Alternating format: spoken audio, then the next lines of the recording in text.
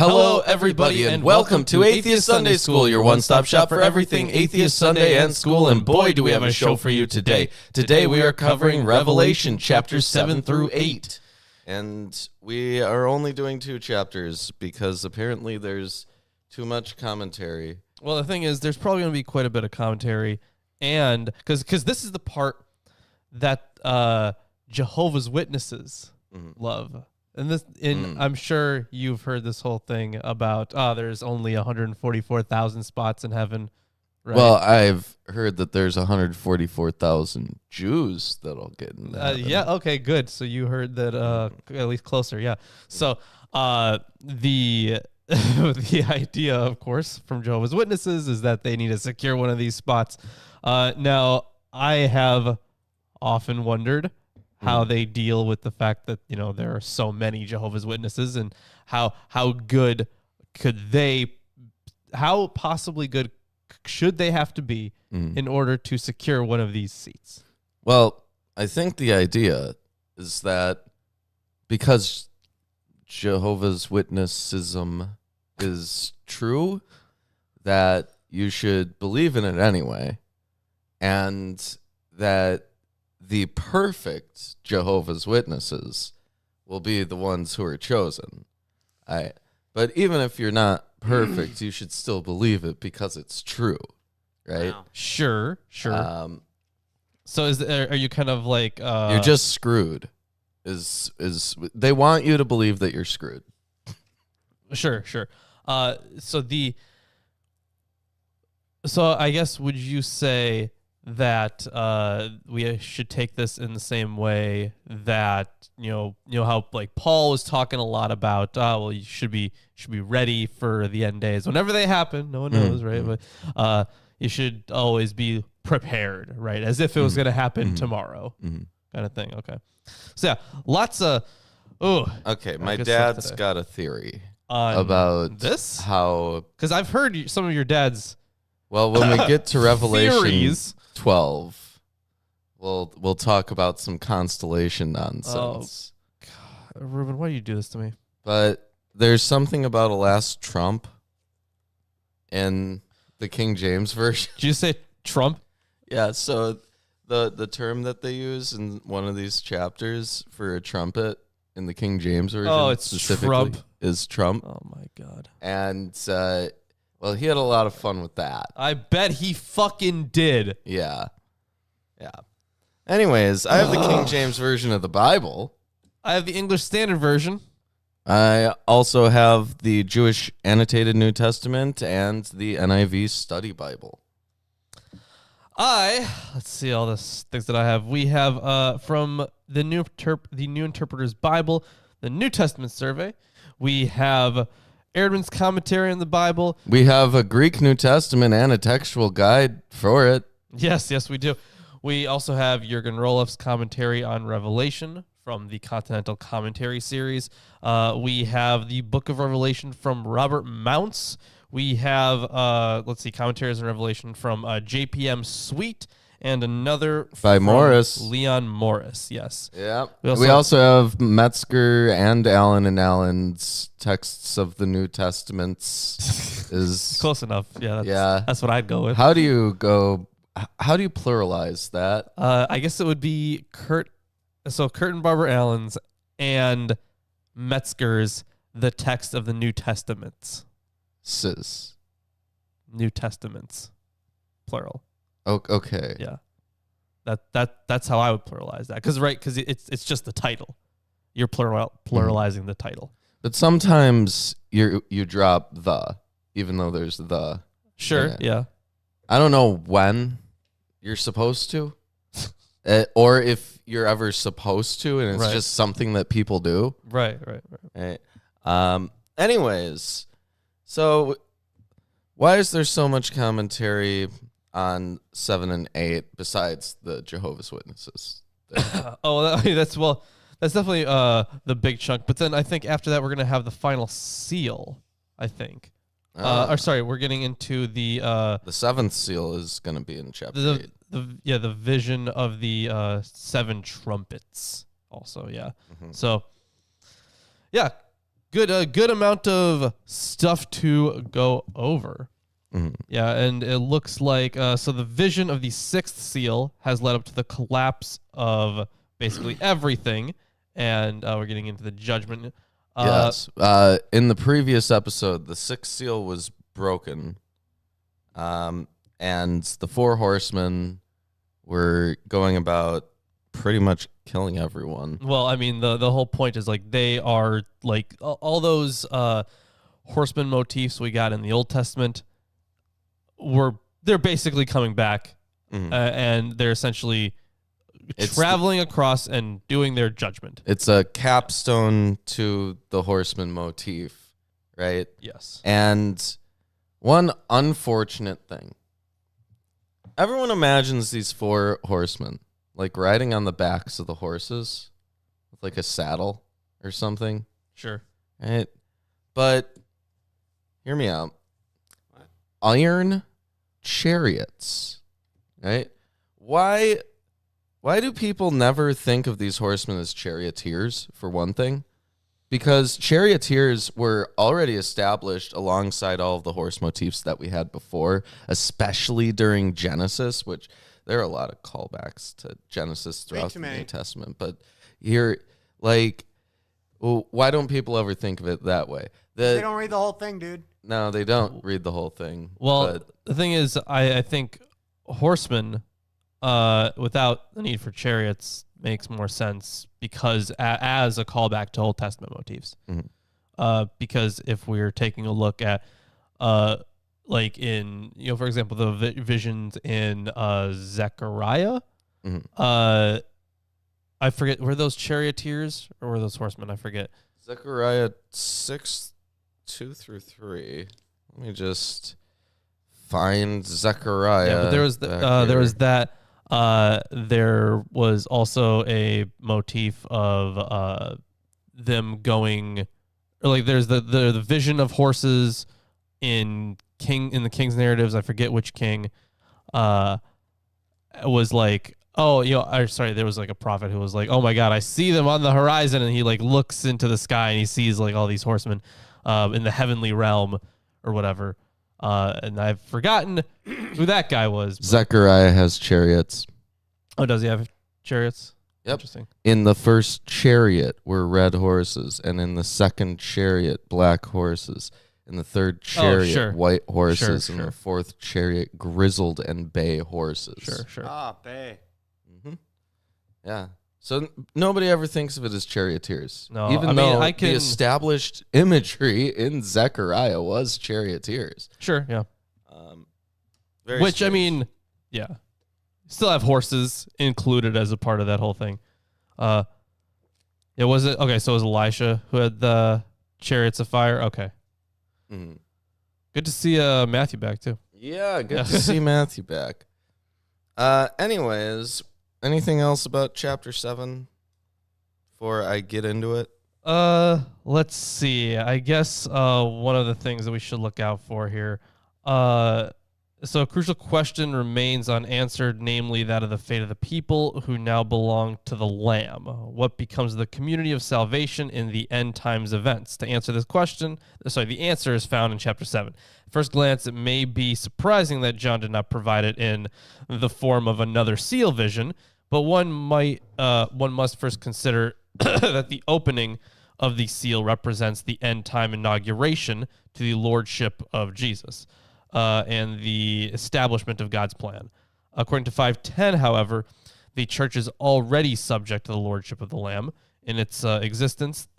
In its existence, the future royal kingdom toward whose visible establishment, Jesus Christ, this is poorly phrased. Visible establishment, God's plan for history is moving, is already manifestly hidden. Second, one must also consider that what is depicted in chapter 7 is not to be understood as a temporal and substantive continuation of the events bound to the opening of the seals. Here, John wishes instead to sketch a contrasting image to the preceding 6 seal visions, which adds to the aspect of the fate of the community of salvation in the end times. But yeah, we'll cover that more more in depth here. So Mordor.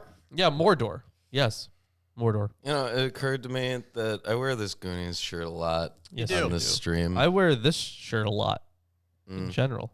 I do have other clothing that I wear. I have. You have at least 2 Goonies shirts, Ruben. Yeah, I That have is at least 2 Goonies shirts. That is true. Like, I picked these because they're simple and they Not won't green. contradict the green screen. They won't get anywhere near the chroma key. Right. Yeah. Right? Yeah. So It's usually pretty safe. I have a slightly green shirt. No, probably. I don't think that's green.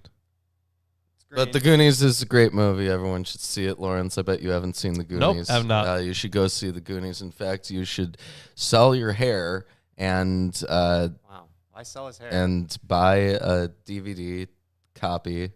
Don't even stream it. You got to buy a DVD copy, watch it, then go back to the main menu of the DVD and turn on the commentary track and watch it again. And then if there's another commentary track, turn that on and watch it again.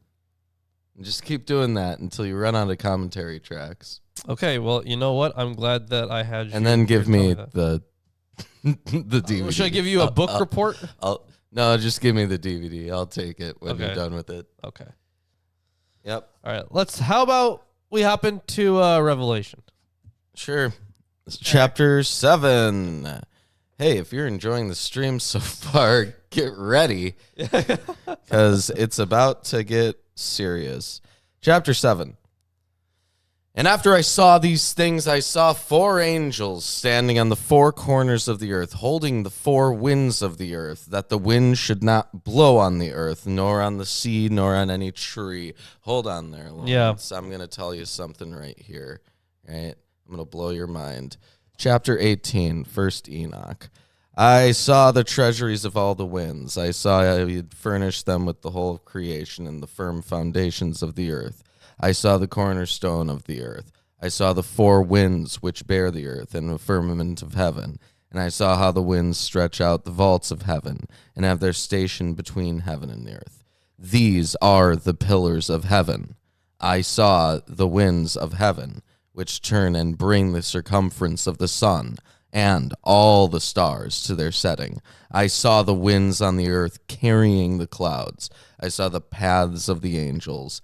I saw the end of the earth, the firmament of the heaven above, and I proceeded and saw a place which burns day and night, where there are 7 mountains of magnificent stones. And then it goes into There's more than just that connection. The 4 winds as destructive agents of God are a regular feature in apocalyptic literature. The harmful winds were not those that blew straight from the 4 quarters, but those that blew diagonally, so the corners, right? In Daniel 7:2, the 4 winds of heaven churn up against the great sea, and the 4 great beasts come forth. Yeah. In Jeremiah 49, the 4 winds, if you want to check Jeremiah 49:36, the 4 winds carry out a fierce anger of Yahweh upon Elam. According to the Apocalypse of Pseudo-John, 4 great winds will sweep the face of the earth and cleanse it from sin. Yeah, there are a lot, and you referenced, You said of course, Jeremiah 39:46.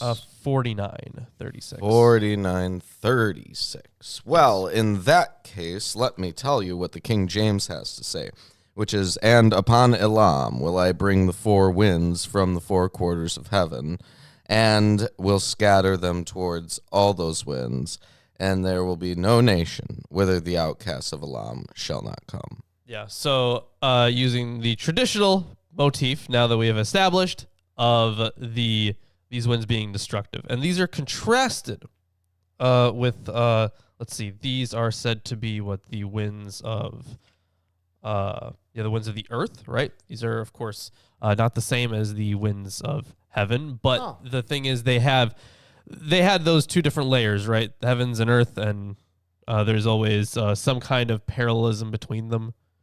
Like we've talked about this recently, actually. Like there's the circle of the earth, and also there's the circle of heaven. I think it's a misreading of Jeremiah. Oh, I mean, I'm not even saying it's a direct citation. I'm saying that there are way more way more. No, there's an eschatological section in Jeremiah 49 around where you said. Oh, okay. Right? It says, "Thus saith the Lord of hosts, behold, I will break the bow of Elam, the chief of their might, and upon Elam will I bring the four winds from the four quarters of heaven, and will scatter them toward those winds. And there will be no nation whither the outcasts of Elam shall not come. For I will cause Elam to be dismayed before their enemies, and before them that seek their life. And I will bring evil upon them, even my fierce anger, saith the Lord. And I will send the sword after them, till I have consumed them. And I will set my throne in Elam, and will destroy from thence the king and the princes, saith the Lord. But it shall come to pass in the latter days, that I will bring again the captivity of Elam." Oh, okay. Yeah. So Classic Jeremiah. I think it's actually a misreading of Jeremiah that would associate the winds with the eschatological piece there. Right? The winds is like a poetic metaphor that he's saying that there's scattering them to the winds, and then later on he says, "Then I'm going to bring them into captivity." That's like a response to them being scattered to the winds. Well, right? here's the thing. These are being held back in Revelation. Mm-hmm. Those ones are being held back. So things aren't getting destroyed quite yet. Okay. "And I saw another angel ascending from the east, having the zeal of the living God. And he cried with a loud voice to the four angels to whom it was given to hurt the earth and the sea." Oh, this is very different. "Then I saw another angel ascend from the rising of the sun, which had the seal of the living God. And he called a loud voice to the four angels who had been given power to harm earth and sea." East is the direction. of Right, the yeah, rising east is of the sun. direction, It's yes. the same. Well, sure, but I'm still curious about why they had it as east, unless that's Maybe what actually it was says. literally. Maybe the term "the rising of the sun" was a colloquialism that was used for the direction east. So yeah, of course. So he was called Jesus, of course, later in Revelation. And in fact, once even in I forget which text it was. Was it in 1st or 2nd Peter, right, where he was called Morning Star? As well as he's called Dayspring Rising in Luke 1. Was that wait, what? That can't be right. Okay, well, Just apparently it's called that in imagining like an old hippie who's like, "Yeah, my kid's Morning Star and Dayspring." That's funny. Yes, you're right. But of course, let's see. Jesus was expected to appear from the east, according to Matthew 2. So lots of clearly Jesus stuff here. It is interesting though. It does seem like the rising of the sun is the actual phrase that's used. Mhm. I can definitely check the Greek though. Yeah, but I'm going to continue on. It says here that it's given to them to hurt the earth and the sea, to damage the earth and the sea. The ancient documents were folded and tied. A lump of clay was pressed over the knot. Yeah, the seal of the living God. They're just describing the process of sealing with a clay or wax. No, but the whole thing is because sealing was more of like, because you have, protection, right? But if you have a seal, it is also an identifying marker for being saved. I actually made this point I posted on Facebook recently. I think it was in Isaiah or Ezekiel. It was in one of the prophets where people with a seal would be saved. No, hold on here. So ancient documents were folded over the knot. Sender would send the stamp, hardening clay. Signet ring would go into the clay, or it would be rolled with a cylinder seal, which authenticated and protected the contents. The sealing in chapter 7 results in the name of the Lord being stamped on the forehead of his followers in further chapters, in chapters 9, 14, and 22. Its primary purpose is to protect the people of God in the coming judgments.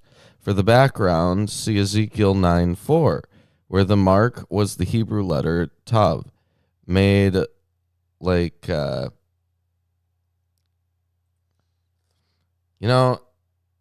he could have just put Tav, but he incorrectly describes it. He says made like an X or plus. That's not what Tav looks like. Wait, that's supposed to be tau? The Greek letter tau? No, the Hebrew letter. Oh, sorry. Okay, gotcha. No, the Hebrew letter. Here. But he's not describing. Oh, wait, hold on. I have your special sheet for you. Great. It looks like an X or a T. Yeah, instead of you could have just added the letter, actually. That's what they could have done. I don't think they had... That's a top. That's nowhere near an X. No. Or a T. No. Okay. Yeah, I don't know what that's all about then. Maybe it's like Proto-Hebrew? No idea, but... Or maybe he's just wrong. Right, maybe he's just wrong. He's wrong. I'm going to go with him just being wrong. He's just wrong. Fair enough. He's supported all sorts of crazy traditional shit in this commentary. True. I'm saying he. This is the royal he. There's The probably royal- more than one royal person he. who worked on the NIV study Bible. Mhm. Okay. Oh, jeez. Look what you gave me. Oh yeah, that's right. You get the fun counting stuff. One for fun. Saying, hurt not the earth, neither the sea, nor the trees, till we have sealed the servants of our God in their foreheads. So, yeah, it's the signet ring. The ring's going to go on the forehead. They're stamped. It's like Exodus, where you take the blood of the lamb and put it over the house, and that marks that you're okay, and then the angel of death doesn't come for you, right? Yeah. It's exactly like that. Mm-hmm. And I heard the number of them which were sealed. And there were sealed 144,000 of all the tribes of the children of Israel. This is why I said Jews, not... Right. Yeah. I know. Yeah. Children of Israel. Yep. Mm-hmm. Of the tribe of Judah were sealed 12,000. Of the tribe of Reuben, it's me. That's your tribe. Mm-hmm. Were sealed 12,000. Of the tribe of Gad were sealed 12,000. Of the tribe of Asher were sealed 12,000. Of the tribe of Naphtali were sealed 12,000. Of the tribe of Manasseh were sealed 12,000. I was hoping it was going to say 6,000 and then another 6,000. Right. Dang. No, we couldn't get a half tribe of Manasseh callback. That would be too bright for John. Right, yeah, the Patmos. half tribe of Manasseh. Good stuff. Good stuff. Mm-hmm. Of the tribe of Simeon were sealed 12,000. Of the tribe of Levi were sealed, how many do you think? Is it 12,000? Yes. Oh my God. 12,000.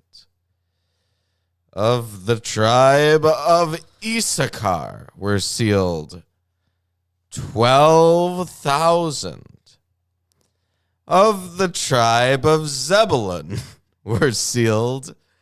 12,000 of the tribe of Joseph were sealed. 12,000 of the tribe of Benjamin were sealed. What? 12,000. Wow. These are, that's the end of the list. Okay, that's the end of the list. All right. So Mm. obviously, sorry to any Jehovah's Witnesses in chat. This shouldn't be taken literally. Huh.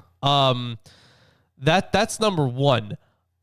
Okay. Like, these numbers are symbolic. You take the tribes of Israel, and then you square. Yeah, 12. The number of the tribes is both squared and multiplied by 1,000. Well, wait, hold on. Okay. A twofold way of emphasizing completeness. It refers to that generation of faithful believers about to enter the final turbulent period that will mark the end of human history. The end of human history. And as Matthew has already pointed out in chat, Dan, the tribe of Dan, isn't in here. Yeah, Ephraim and Manasseh are mentioned separately Yep. as the two Joseph tribes instead of Dan, perhaps due to Judas- Dan's early connection with idolatry or a Yes. tradition that the Antichrist was to come from the tribe of Dan. Right, because it was viewed as being ruled by Satan. So 1 Kings 12, Judges 18, Jeremiah 8:16, the Testament of Dan. The Testament of Daniel. The interpretation of the church fathers adopts this line of thought. According to Hippolytus, this preceding one that I'm about to say is the one that was accepted by church fathers. Hippolytus, according to Hippolytus, Judas Iscariot came from the tribe of Dan. And according to Irenaeus, the Antichrist arises out of Dan. In the place of Dan, of course, Manasseh appears in the list, one of the two tribes of Joseph. So yeah, there's been a bit of fudging. You can see their theology. I want you to shining through flip in this. to 3 sections. So First. 3 sections. Exodus 19:15. What do you think I am? Some kind of schmuck? Yep. Yeah. Oh, I think you're some Rude. kind of Bible guy. Oh my God, okay. It's like a Bible person. what was it? Exodus what? 19:15. And he said to the people, "Be ready for the 3rd day. Do not go near a woman." 1950. You said 1915, right? Mm-hmm. Yes, Leviticus that's what- 22. Don't go near a woman. Leviticus 22, 1 through 9. I almost flipped to that exactly. That's actually kind of crazy. 22, 1 through 9. Mm-hmm. And the Lord spoke to Moses, saying, "Speak to Aaron and his sons, so that they abstain from the holy things of the people of Israel, which they dedicate to me, so that they do not profane my holy name. I am the Lord. Say to them, if any one of all of your offspring throughout your generations approaches the holy things that the people of Israel dedicate to the Lord, while he has an uncleanness, that person shall be cut off from my presence. I am the Lord. None of the offspring of Aaron, who has a leprous disease or a discharge, may eat of the holy things until he is clean. Whoever touches anything that is unclean through contact with the dead, or a man who has had an emission of semen, and whoever touches a swarming thing by which he may be made unclean, or a person from whom he may take uncleanness, whatever his uncleanness may be, the person who touches such a thing shall be unclean until the evening, and shall not eat of the holy things unless he has bathed his body in water. When the sun goes down, he shall be clean, and afterward he may eat of the holy things, because they are his food. He shall not eat what dies of itself or is torn by beasts, and so make himself unclean by it. I am the Lord. They shall therefore keep my charge, lest they bear sin for it and die thereby when they profane it. I am the Lord who sanctifies them. And one more. 1 Samuel 21:4.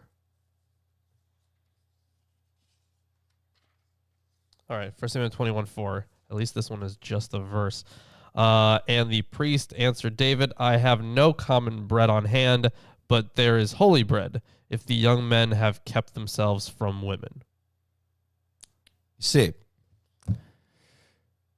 in chapter 14 of Revelation, verses 1 through 5, these 144,000 are credited with a special degree of purity that involved celibacy, whether out of priestly traditions or reflecting the rules for holy war, which are established in those sections. Better stay away from those women.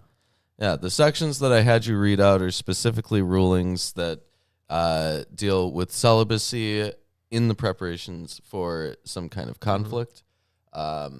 So these would be people who are keeping the rules for a holy war, and so they would be the ones who are stamped with approval at that point. But in addition, the 12 tribes of Israel, beginning with Judah, the source of the Davidic Messiah, but not including Dan. Right, the line of Judah. That's why it was put first. Are here multiplied by 12,000. This census of the righteous resembles military lists like those in 1QM. John's eschatology revolves around the restoration of the tribes of Israel, as in Ezekiel 37:15 through 22.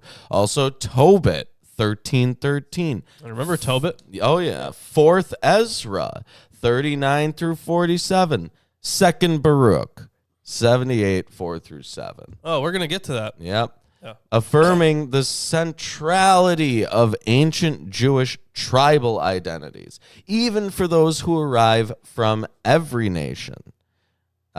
So this is very important for John of Patmos, and he's going to present this like military list alongside the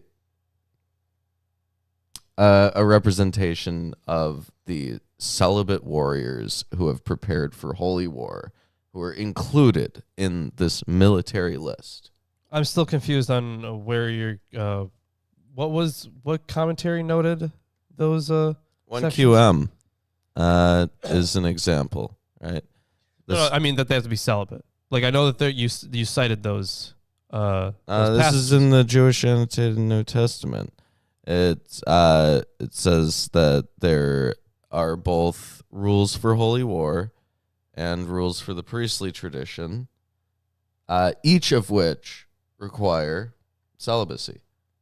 I see. Okay. And that these are an example of a military list, such as in 1QM, where you're getting a list of these holy warriors, and the holy warriors would so they would have to be celibate. Yeah, because they were preparing for holy war. Right.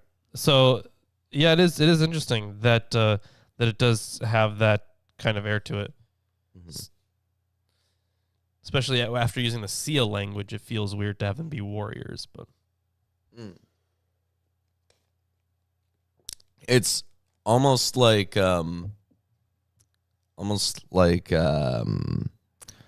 what's that one? Valhalla. Almost. Not as cool as Valhalla. Not nearly as cool as Valhalla. You know, also the Norse people, they have different afterlives other than just Valhalla. That's not like the only one that you get. Wow. Right. But I've been lied to my whole life. yeah. No, I knew that was the one if you died in battle, right? Yeah. Yeah. Yeah. Yeah. But it's a pretty cool one. They have like these fountains and they get to fight and feast. And, absolutely. yeah. They got the 3 Fs.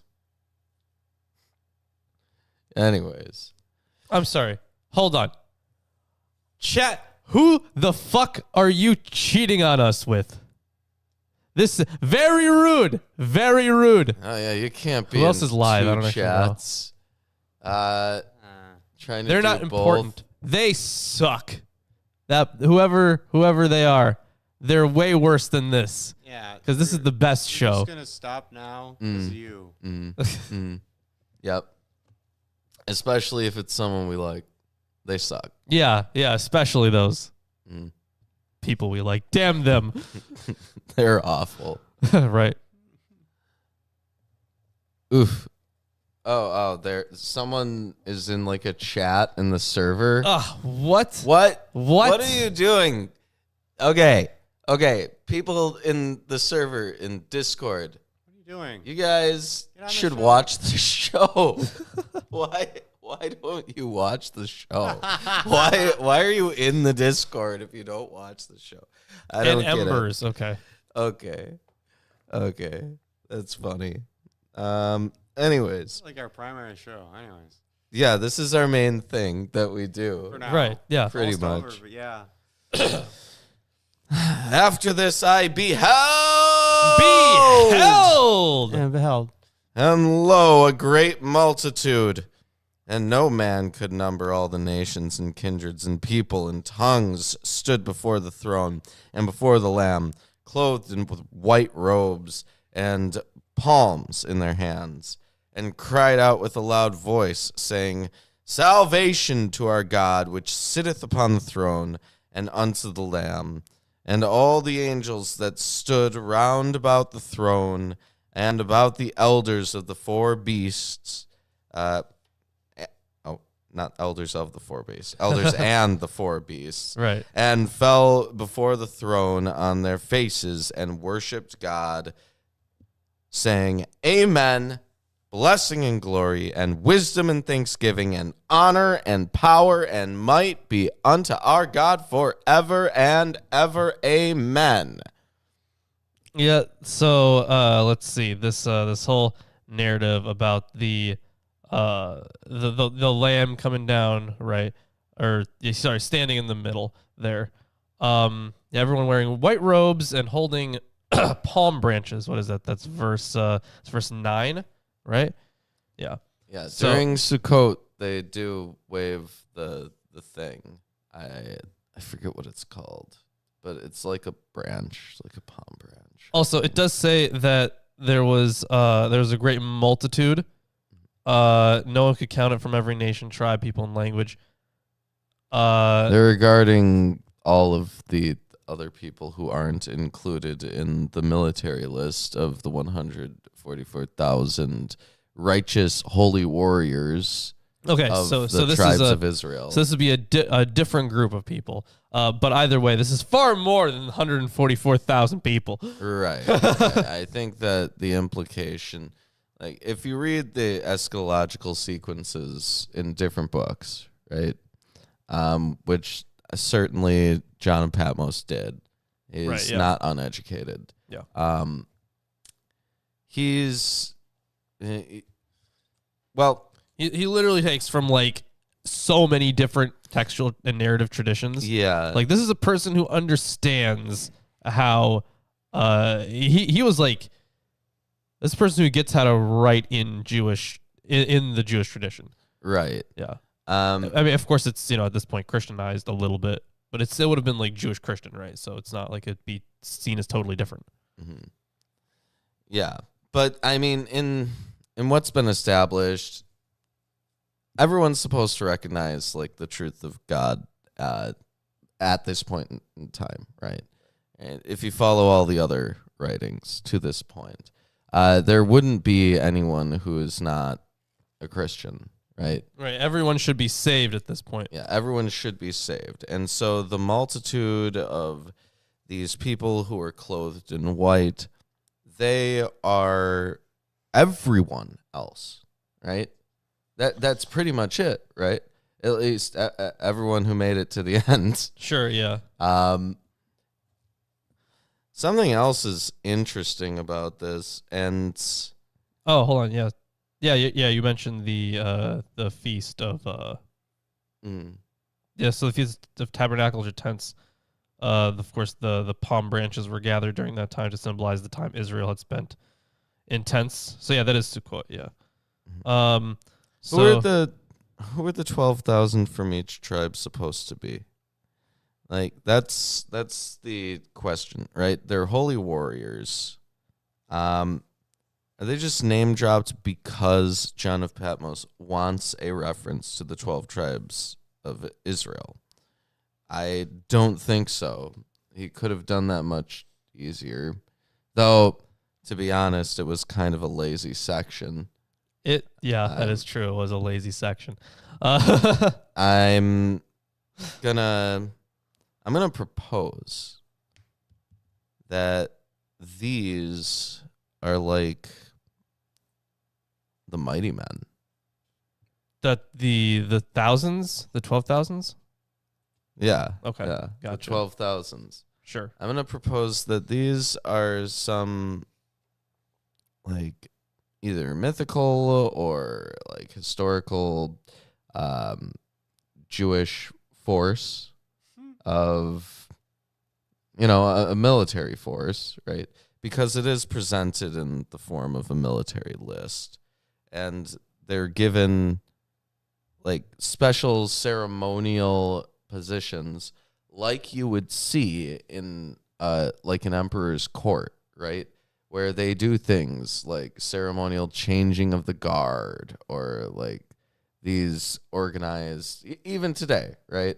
You go to some of these events and military members will do like these organized movements, Sure, yeah. guns and everything.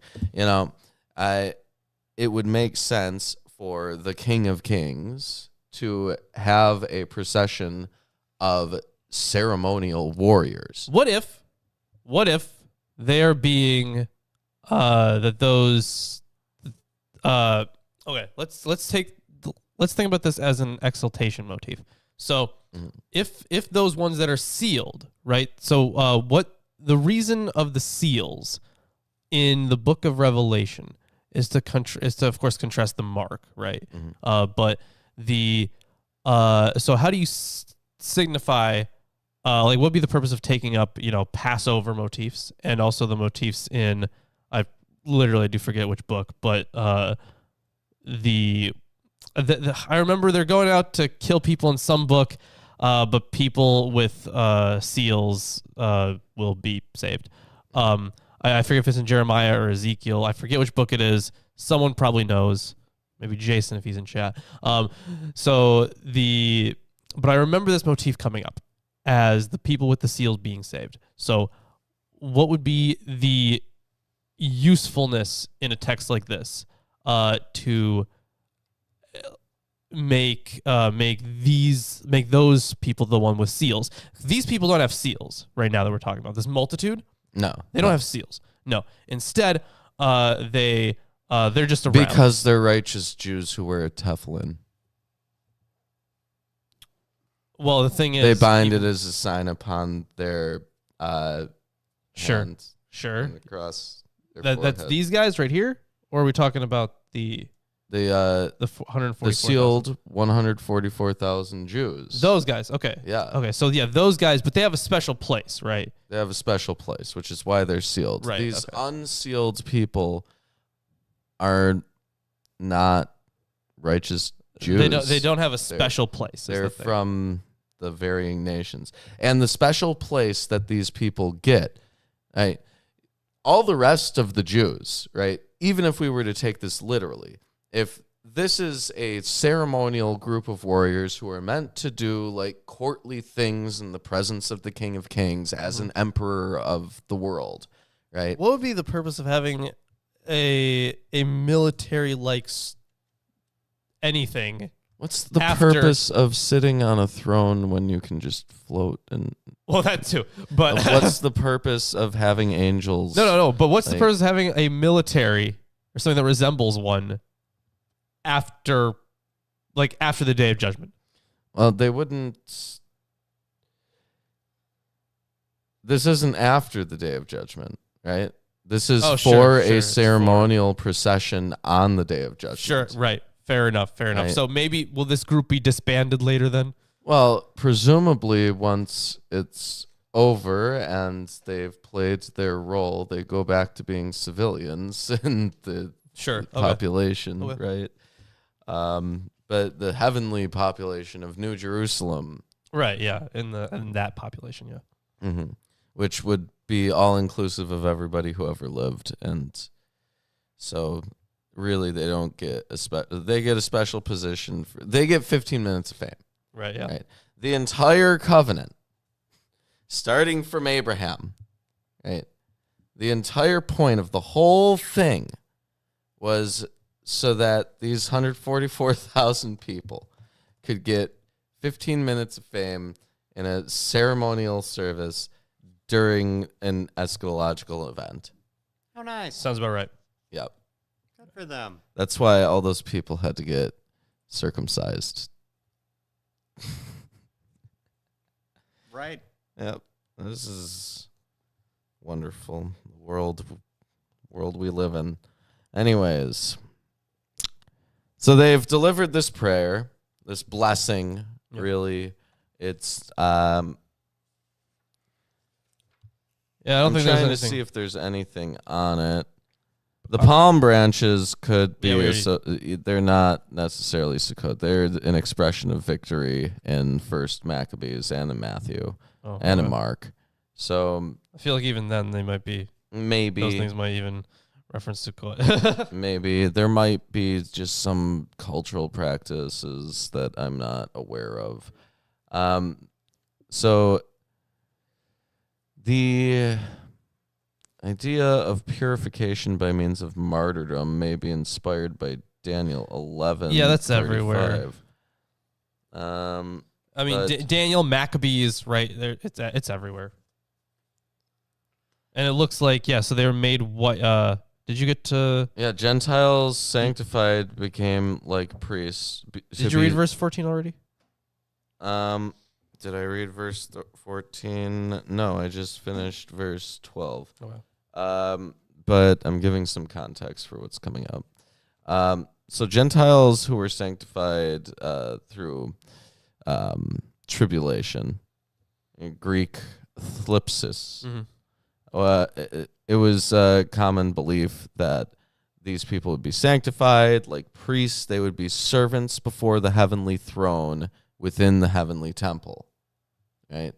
So this is actually a goal that a lot of these people have, right? Yeah. The purpose of these 144,000 then may be that they are legitimately aiming at being servants before the heavenly throne, and their writ of servitude is to do whatever in this ceremony. It wouldn't be any different than when in Jubilees, for example, I think. No, not Jubilees. Yeah, various books, really, where God just like makes angels. Yeah. Yep. Yeah, and I forget which book it was. Where was that? I think Which one? One did of he the speak Enoch angels books. That into was one of existence? the Enoch books. one Was of that- the Enoch books, he speaks angels Third into Enoch, existence. I think. But Yeah. there's like no care that's given into it. He's just like every time he says something, there's some other angel that pops up, and Right, then yeah. that thing's entire life is just to do this one thing forever, Right. and to bow to the next person in the line. Essentially, yeah. Yeah. That was horrible to read. Anyways, Yes. Are we done with 7 yet? No. Oh. And one of the elders answered, saying unto me, What are these which are arrayed in white robes? And whence came they? And I said unto him, Sir, thou knowest. And he said to me, These are they which came out of great tribulation, and they have washed their robes and made them white in the blood of the Lamb. Yeah. So So, through the blood of Christ, right? yeah. They're sanctified through his blood. So basically, if you're not righteous enough to get into heaven, then Jesus does it for you. Wow. Well, I mean, the thing is, yeah, the whole point is you are so if you're made them white in the blood of the Lamb. So cross-reference 12:11 and Daniel 12:10. It's clearly a reference to the sacrifice It is, of yes. Jesus. It right? is, yeah. And he dies for your sins so that you can get in because you're not cool enough. Not like these 144,000 people. Those people get in. Oh yeah, so there's an interesting reference here, at least to the to the issues of like blood and purification. There's also a synonymous thing with colors, where you have red and white. So in Isaiah 1:18, though your sins are like scarlet, they shall be as white as snow. Or complementary, Judah washes his garments in wine and his vesture in the blood of grapes. His eyes shall be red with wine and his teeth white with milk. Genesis 49:11. So yeah, there was apparently, And when I say heaven, I don't mean like heaven. I mean the future New Jerusalem that is brought down after the Day of Atonement, that is virtually heaven. right, yeah, that happened. Yeah, not up there, heaven, right? Or past this globe. Right, just past the Heaven. globe, yeah. Outside of the dome, Yeah. heaven, right? I don't know. Is there an outer firmament? Well, we've talked about the layers of heaven, We right? have talked about the layers, but There were layers of heaven, there were layers of earth. Mhm. At least in Mesopotamian thought, Well, much think of it which like this. Like, kept up. if I'm on the earth, right, and I've got layer 1, layer 2, layer 3, and then the crust of the earth, and you're standing on top, and you just look up, you're like, well, that seems to go on forever, right? Right. Is that the conception that they had of the heavens, where there would be like these finite levels, but then once you get to the ultimate level, there's just an infinite expanse? Or was that also supposed to be a finite level? It's hard to say. Who knows? I'd like to go eventually. Oh, okay. Chris is getting really antsy. Yeah. Let's finish off the chapter. Yep. Therefore, they are before the throne of God, and they serve him day and night in his temple, and he that sitteth on the throne shall dwell among them. They shall hunger no more, neither thirst any more, neither shall the sun light on them, nor any heat. For the Lamb which is in the midst of the throne shall feed them, and shall lead them into living fountains of waters. And God shall wipe away all the tears from their eyes. The fountains, that's something that pops up in Sheol imagery Right, yeah. before.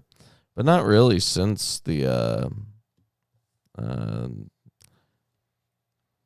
it recalls Psalm 23, guiding them beside waters, right? Sorry, which verse? Perhaps was that? through the prophetic language of Isaiah and Ezekiel. But I don't think it's that deep. It's springs, it's water. It's a good thing. That's what it comes down to. It's supposed to be a good thing. Right, yeah. Right. And that is the end of chapter 7. So, Lawrence, do you know if there's coffee upstairs? I don't. There is. You might have to microwave it. I'll microwave it. And do you hear something? I Because do hear something. I heard Ah. myself die. Behold, I am your Lord and Savior, Jesus Christ, and I want to let all you heathens and sinners know that I support this wonderful episode of Atheist Sunday School. Lawrence and Reuben try their very best to bring you the true glory of the Bible, and they need your help. They have provided links to their Patreon page and other social media just for you.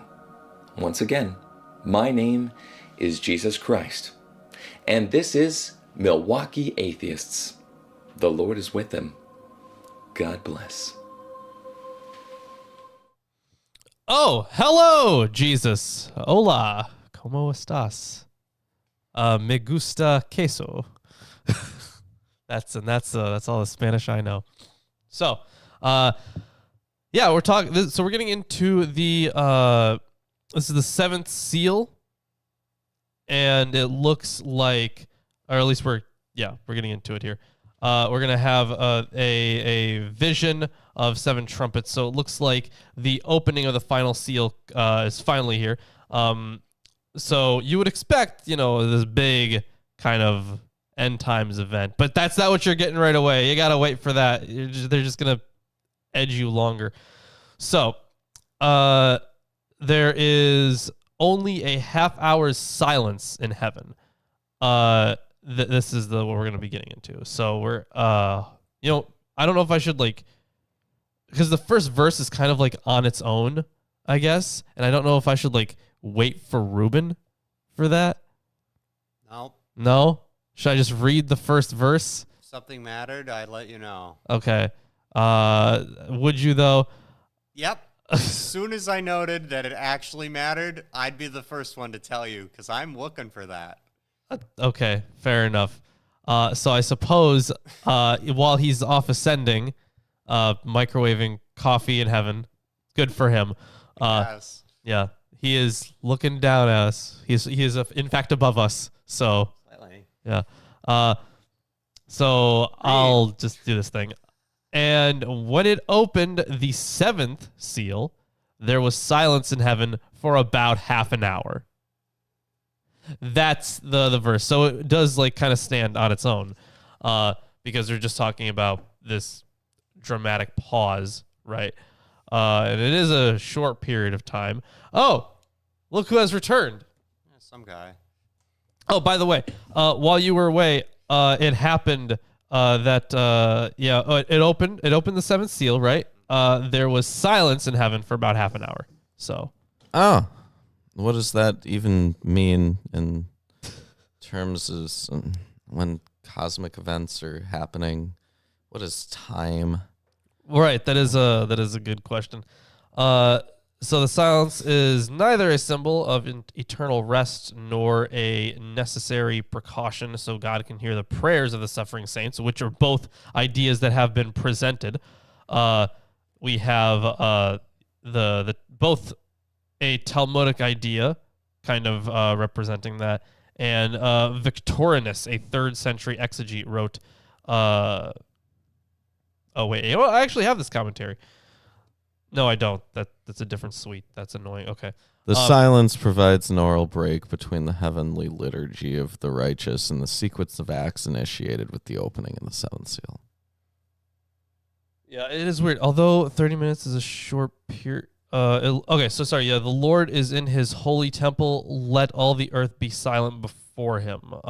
Might be related to that in Habakkuk. So although 30 minutes is a short period of time, it would be an impressive break with this big drama. Trumpets are given to the 7 angels. Yeah, you know what? I don't know. These answers don't seem amazing to me.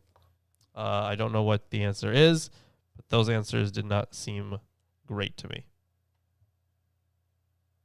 So I will have to look into this later, I think, but I'm going to continue on with the chapter. It's a dramatic pause before the final act. See, I don't know. Drama. Something about it.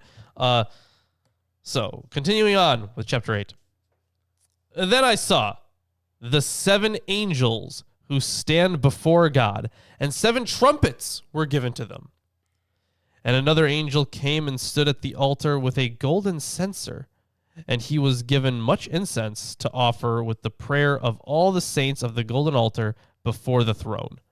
And the smoke of the incense with the prayers of the saints rose before God from the hand of the angel. Then the angel took the censer and filled it with fire from the altar and threw it on the earth. And there were peals of thunder, rumblings, flashes of lightning, and an earthquake. So the trumpets recall priestly duties at festivals and the changing priestly ranks at the temple, especially during holy war periods. And the incense offerings by the altar before God's throne affirms the trumpeter's priestly liturgical character. These are supposed to be stand-ins for priests, perhaps like the Jubilees angels who perform the priestly duties in the heavenly temple, right? Yeah, definitely it could be related to that. And then there are angelic trumpets, symbols of proper priestly function in heaven, result paradoxically in destruction on earth, inspired by the 10 plagues of Exodus 7 through 11. Wait, hold on here. These manifestations of theophany in ancient Israelite tradition would be found in things like Psalm 29. Okay, there we go. Theophoric stuff or theophonic stuff. Mhm. So it looks like here, the role of the angel does not consist in making the prayers of the saints acceptable to God. The mediatorial role of the angels that is so prevalent in Jewish apocalyptic does not find a place in New Testament theology. At best, the angel of chapter 8 is a heavenly priest who presents the prayers of the saints. That the altar is before the throne is another example of the ease with which otherwise separate elements may be conjoined in a vision. Yeah, fair enough. Yeah, so it does look like this entire scene is just a well, I guess, what would you call this kind of scene? Like, not a priesthood scene, that doesn't make any sense. But perhaps It's a courtly scene. I guess a courtly scene, sure. Yeah. I think that this is typical, like, royal procession imagery. The action is somewhat parallel to that of Ezekiel's vision, in which a man clothed in linen fills his hands with coals of fire from between the cherubim and scatters them over the city in Ezekiel 10. Yeah. So at least there was something there. I was like, yeah, there's got to be a reference here somewhere, right? Like, there's got to be. And it looks like, so this is actually kind of interesting. So there's going to be 7 bowls as well. We're not going to get to those today, obviously. But there's this, we're going to note this for later. There's a huge comparison between these 7 bowls and these 7 trumpets. So essentially they're saying the same thing, but twice. Right. I think the point is that we've established that the King of Kings has his ceremonial warriors, and now he has his ceremonial trumpeters. Right, yeah. Who their trumpeting announces and brings into being, introduces to the land the enactment of the king's will. Right? That's their role as trumpeters, is to draw attention and to deliver information. Right, yeah. Right. How about we talk about the first 4 trumpets, shall we? Go ahead. All right. Now the 7 angels who had the 7 trumpets prepared to blow them. Nice. The first angel blew his trumpet, and there followed hail and fire, mixed with blood. And these were thrown upon the earth. And 1/3 of the earth was burned up, and 1/3 of the trees were burnt up, and all green grass was burned up. Did you want to talk about that one, or should we? Oh, I get it. Very straightforward. Everything's going to get burned up. Yes, that is straightforward. It recalls the 7th plague on the Egyptians. The limitation of destruction to 1/3 was inspired by Ezekiel 5. Allows room for a greater catastrophe later. Yeah. Also in Zechariah 13, 2/3 of the people of the land are to die, and 1/3 are to be brought through refiner's fire. So the second angel blew his trumpet, and something like a great mountain, burning with fire, was thrown into the sea, and 1/3 of the sea became blood. 1/3 of the living creatures in the sea died, and 1/3 of the ships were destroyed. So I'm guessing the same kind of deal here, right? Where we get room for growth. Worst catastrophes to come. Room for growth, yeah. It looks like, there is an Enoch reference here. Oh, shout out to but, Enoch. Yeah, but here also a traditional image served as a model. At the end of heaven, Enoch sees, quote, 7 stars like great burning mountains. It recalls the first plague. Well, sure, plague of blood. And discovers that they have to do with chained angels, right? The mass crashes into the sea, 1/3 of which is immediately changed into blood. And then, he talks about in the Egyptian reference there. But yeah, that was neat. Also, if you Yeah, remember, angels can blow trumpets. You see, they stick it between like one of their cheeks. 1,000 eyes, and it just blows. yeah, and their right? mouths of fire and stuff. Mm-hmm. You know what this actually kind of reminded me of a little bit? Shepherd of Hermas. Like all those mountains, right? Those A hills. million times we talked about rocks, sticks, and mountains. Yes, and how each one was different, right? All right. those rocks Yeah. and sticks and mountains. Of course, this is probably not based on that at all. Oh, Or good. there's probably no basis for it at all. But The first trumpet deals with the earth. The second trumpet deals With the sea. With the sea. Yeah. And I think we're going to see more of that. the third angel blew his trumpet, and a great star fell from heaven, blazing like a torch, and it fell on a third of the rivers and on the springs of water. The name of the star is Wormwood. A third of the waters became wormwood, and many people died from the water because it had been made bitter. So wormwood is a bitter herb. Do you remember the bitter water that you would have to drink? It was to induce miscarriage. right, yeah. Yeah. So I think that's this. this is for miscarriages exclusively. I mean, no. Let me see. One A of its plant with a things. strong bitter taste. It's used here as a metaphor for calamity and sorrow. It's not poisonous, but its bitterness suggests death. The waters turning bitter is a reverse of the miracle at Mara, where bitter waters were made sweet in Exodus 15:25. I see. Okay. Yeah, reverse of that. That actually makes a lot of sense. And it seems so. Yeah, the name of the star, of course, imitates its destructive effect. You noted that it's a bitter herb. The meaning of the term becoming figurative in its transference appears to be taken up here when it said that the star transforms a third of the water into wormwood, so that its consumption by people causes death.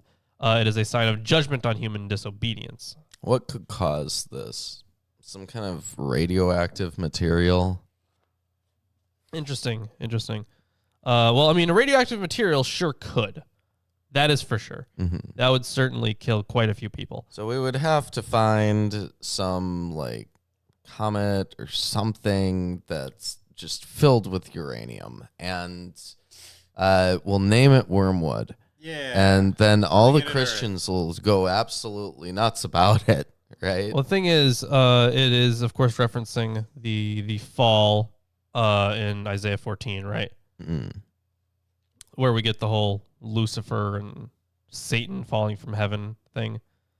I guess. Or where people mistakenly get it. And Isaiah, he's talking about the morning star, Right, yeah. Right. Well, he's talking about the king of Babylon. the king of Babylon. Yeah, but the morning star is just a reference to a literal star. Right, yeah. Right? What was that in the? That was Venus, right? It wasn't a star, right? It was Venus, though. Pretty was sure. it Venus or was it Saturn? I think it was Venus. I think it was Venus. Yeah. I don't know. What chapter was that in? It was Isaiah 14. Isaiah 14. Yeah, but no, it was but yeah, the language is used that's used is definitely Venus, but it was still about the king of Babylon who got too big for his britches. But anyways, I'm going to continue on here. So, How art thou fallen from heaven, O Lucifer, son of the morning? How art thou cut down to the ground, which didst weaken the nations? right, but it would be just it wouldn't have I think it would just be Morning Star there, not Lucifer. Mm-hmm. Yeah. It's literally morning star. Yeah. So on to the fourth one. The fourth angel blew his trumpet, and a third of the sun was struck, and a third of the moon, and a third of the stars, so that a third of their light might be darkened. And a third of the day might be kept from shining, and likewise a third of the night. I mean, this is the darkening, right? That's another Yeah. Exodus 1. Yep. Yeah. It looks like they're generally following a lot of the features of the plagues. Yeah, they I definitely don't know are, if they're doing that because they want to make a point about a parallel, because it's not following a perfect parallel. Right, yeah. But There's some maybe they're doing significance it to these. because it's like the most intense thing besides the flood that we've seen God do to people. Well, the thing is, we have more, right? Yeah, it's just going to get worse. These are still in thirds of things. Mm-hmm. Well, either way, yeah, they're definitely taking up all the flood. Yeah, sorry, all the plague motifs. So, gonna continue on here. Let's see, where was I? Right. So this is the last verse of chapter 8. Then I looked and I heard an eagle crying with a loud voice. Mine says an angel. What? The King James Version of the Bible says angel, not Okay, eagle. we're going to get to that in a second. Does yours say eagle? Mine says eagle. In verse 13. NIV says eagle. The NRSV says eagle. The King James Version says angel. Okay, let's see what these other ones have. This one says eagle. Yes. And this one, let's see. That was what, verse 13, right? Went a little too far. It looks like this one. Yep, eagle. Yeah, they all finish the verse. Oh, yeah, I will. Yeah, read the whole verse. Yeah, so I heard an eagle crying with a loud voice as it flew directly overhead. Woe, woe, woe to those who dwell on the earth at the blasts at the blasts of the other trumpets that the three angels are about to blow. Yeah. You know, this is bizarre. I've never experienced this before. But somehow... What, where the KJV has it wrong? I think you've experienced that before. Oh, no, not where the KJV has it wrong, For but everyone where else? the KJV somehow makes it less ridiculous and fantastical. Like, here, at least we have, like, you know, consistent angels being presented, and then the KJV says, and then this angel appears and cries out, whoa, whoa, whoa, which mimics the way that the seraphim would Praise God. chant, Right, yeah, holy, but not holy, not holy. just that. Not just Right. holy, holy, holy, but at the same time, like all the woe to the nation stuff that we Right, get. Yeah. right. Which are clearly divine elements that would be consistent with the messengers of God throughout, right? But everyone other than the KJV says that it's an eagle. Right. So A literal talking bird flying through the sky saying sentences, as opposed to what would actually make sense. Oh, there's a reason, actually. Okay. There's actually a very good one. Okay, what's the so the reason? eagle announces that it's even more severe plagues than those are to come, right? The threefold cries of woe, which imitates onomatopoeically, whatever. Onomatopoeically. Okay, whatever. The Greek is uai, an eerie cawing scream, is linked hereafter with the three visions of the cycle that follow. So I guess that's where that comes from. That was their sound for it, I suppose. Play on words. Yeah. Okay. It doesn't carry through in translation. But right, it doesn't. However, instead of eagle, Greek ethos, several ancient manuscripts read angel, angelos. But undoubtedly, this is a secondary attempt at mitigation, to which the apparent parallel in 14:6 gives rise. You'll see similar jokes in like some anime, right? In Japanese, the word for idiot is baka, right? Right. And Oh, wait. so you will Okay. see occasionally scenes where like birds will say this to people in like ironic ways. Like you do something stupid, bird flies past, says you're an idiot, Says right? Baka, okay. Right, because it sounds like something a bird would say. Yeah, that is true. That is true. But it doesn't work in translation either. It just seems completely strange. Doesn't make any sense. Wow. So I am still curious about more of this eagle stuff. Unfortunately, there's not much more to go on.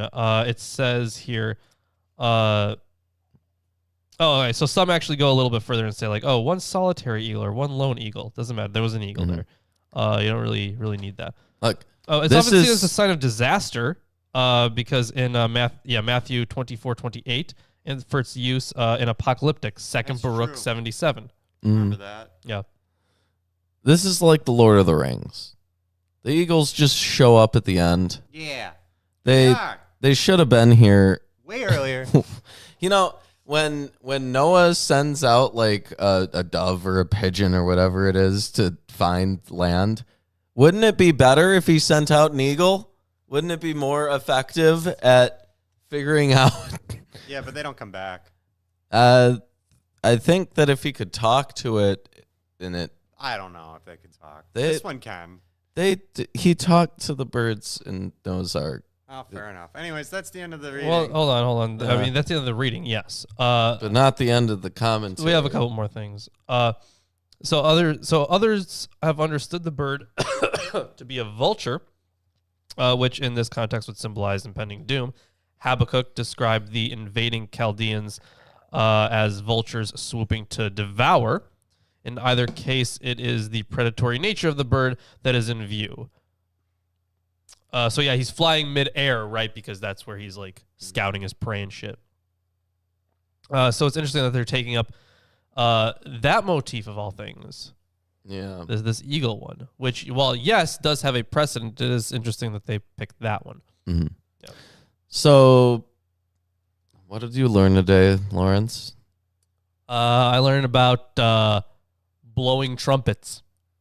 I learned that I'm pretty sure that what's happening in Revelation is like a courtly, almost it's like a courtly scene, right? He's literally delivering judgment as the King of Kings upon the peoples of. And the thing is, he's the thing's not quite exactly right. He's getting ready for it so far. Yeah, they're engaging in a show before the main event. Right. Yeah. Right. Only a few trumpets have been blown. There's more. Right. Yeah. But the point is that no humans are dying in these events. Well, Right. All not humans here, yeah. are contained in the multitude of those dressed in white who are brought before the heavenly throne. They're not the ones who are like out on the earth getting destroyed with fire. But the thing is, there were still apparently like ships, right, being destroyed. Animals. Are you gonna bring your ship on the land You're with not you gonna- when you go to Jerusalem? Not gonna do that. No. No, Actually, my I might. land ship, though. I might. you probably won't be able to. You don't know. I think the implication is that people ditch their vehicles that they spent money on because there's more important things about at that point in time, right? So yeah, I haven't seen anyone die yet, right? Yeah, but not quite right, because the closest we would get is these angels and their trumpets and all this stuff that happens, right? Because hold on, when the wormwood one, right? Many people died from the water. Yeah, many people die from the wormwood, but you have to keep in mind that. Well, actually, how does this work? Because if it's them blowing their trumpets and then the event happens and then they get sick and die, wouldn't they just rise from the dead and be part of the procession? If they were part of the people that had maybe the seal, right? Mm-hmm. But I don't think that everyone, Well, because they believe in a literal a little bodily resurrection. Bodily but I don't think that's for resurrection. everybody, though. well, those who are out there in the land presumably are not clothed in white and standing before the heavenly throne. Right? Sure. So they haven't died yet, and so they yeah. die, and then they become part of the. It doesn't really make sense how this would happen in the way that they're presenting it, because it's implied that nobody is out there to die with the wormwood. Well, if you take it in a different way, right? Like, let's say this is just one possible way this could happen, because we have comparisons to the, for example, the 7 bowls that we'll get later. So maybe it's just like another way of saying a similar thing. But could be. Either way. Are you pinning a product? Yes, he has a. You can pin it. Pin it now. Yeah. Either way. Hey guys, click that. Yeah, click that product. Buy our shit. Even if you don't buy it, it's probably good to interact with the URL. Right? Maybe. Who knows? I don't know. We never tested that. Yeah. Either Doesn't make way. any difference to me. Yeah, of course. Sponsored by Nord Shadow Legends. Yes. Yeah. That is true. Yes. That's a real thing. If you ever want a VPN MMORPG to play, There you go. that's the one. Thanks. Yep, there you go. Wish we had real sponsors that would pay money. Yeah, just make sure you guys join the Discord. That's the thing Actually, we have to say. you know what? It's nuts. You go on Twitch and you see people that have constant sponsorships, even these tiny little channels where it's there's 12 people watching, smaller than Atheist Sunday School, right? So yeah, there's 12 people watching, and such that the streamer is actually talking to people in the chat. Yeah. And We sometimes do. Sorry. yeah, we do. But even them, they'll be like, anyways, my sponsor today is this game. Right, yeah. You can scan the QR code that's on the screen, and it'll bring you to an affiliate link. Right. Well, if you download the game and go through these levels, then I'll receive a kickback. Yeah, it's wow. Yeah. Even they get something. Well, we're too controversial, and we know it. Yeah. Well, we'll see you later. Click all the links, and we'll see you then. Go to